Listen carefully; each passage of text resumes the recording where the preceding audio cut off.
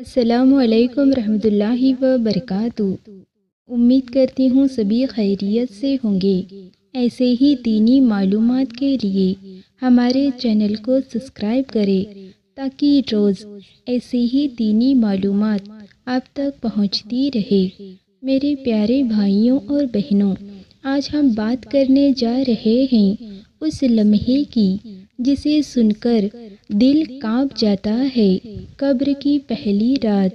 وہ رات جب انسان کی زندگی ختم ہو جاتی ہے لیکن اس کا اصلی سفر شروع ہوتا ہے، جس سفر میں کوئی ساتھی نہیں، کوئی موبائل نہیں، کوئی بات کرنے والا نہیں، صرف تنہائی، حساب اور روح کا امتحان ہوتا ہے۔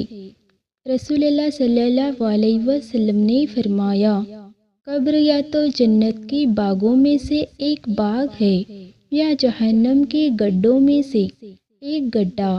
ناظرین، سوچو، جس لمحے ہم اس دنیا سے جاتے ہیں ہماری آنکھیں بند ہو جاتی ہے، لیکن روح کا سفر تبھی شروع ہوتا ہے جب انسان کی موت ہوتی ہے تو اس کے آس پاس فرشتے اترتے ہیں۔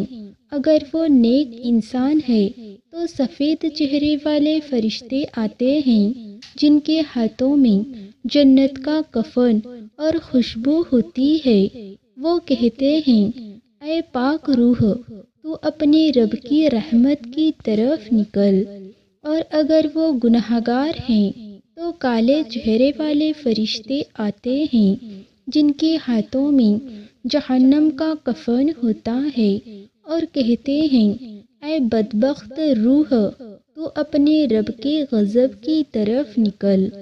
اس وقت انسان کا جسم پسینے سے بھیگ جاتا ہے، چہرہ بدل جاتا ہے اور پھر روح سینے سے نکلتی ہے، یا تو آسانی سے یا جیسے کانٹوں بھرے کپڑے سے کھال نکالی جائے۔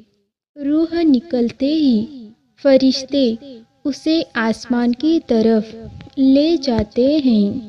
اگر وہ نیک ہے تو آسمان کی طرف اسے لے جایا جاتا ہے اور آسمان کا دروازہ کھل جاتا ہے اور فرشتے کہتے ہیں، کیا خوش نصیب روح ہے۔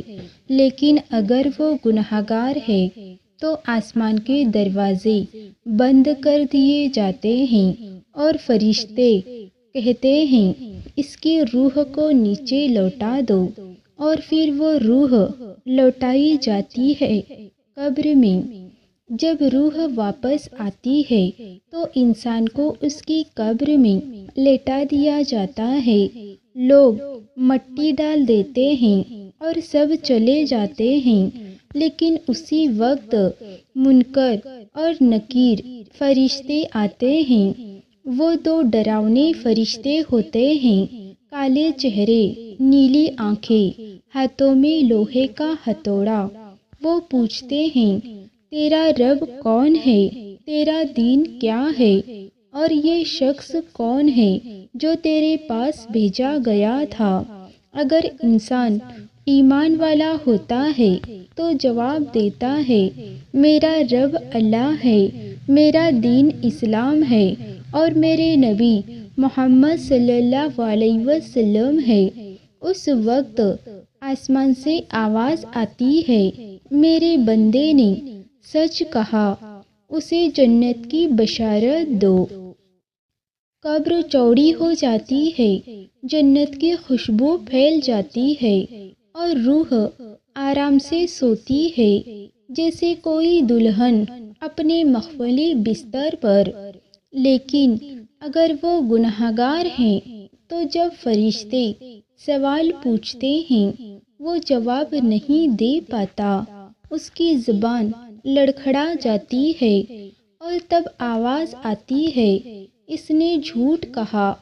قبر تنگ کر دی جاتی ہے، یہاں تک کہ اس کی پسلیاں ایک دوسرے میں گھس جاتی ہے۔ اندھیرا، ڈر اور عذاب کا سفر شروع ہو جاتا ہے۔ رسول اللہ صلی اللہ علیہ وسلم نے فرمایا، قبر کی پہلی رات سب سے مشکل ہوتی ہے۔ اگر کوئی اس رات بچ گیا تو آگے کا سفر آسان ہے۔ ناظرین، قبر کی تنہائی، وہ اندھیرا، وہ سوال ہم سب کا انتظار کر رہے ہیں۔ آج ہم زندہ ہیں، ہمارے پاس توبہ کا وقت ہے، اللہ رحم والا ہے، لیکن موت آنے کے بعد کوئی واپسی نہیں۔ آج سجدے کر لو، آج توبہ کر لو، کیونکہ کل قبر میں ہم اکیلے ہوں گے۔ رسول اللہ صلی اللہ علیہ وسلم نے فرمایا، عقل مند وہ ہے جو اپنی موت کو یاد رکھے اور آخرت کی تیاری کرے۔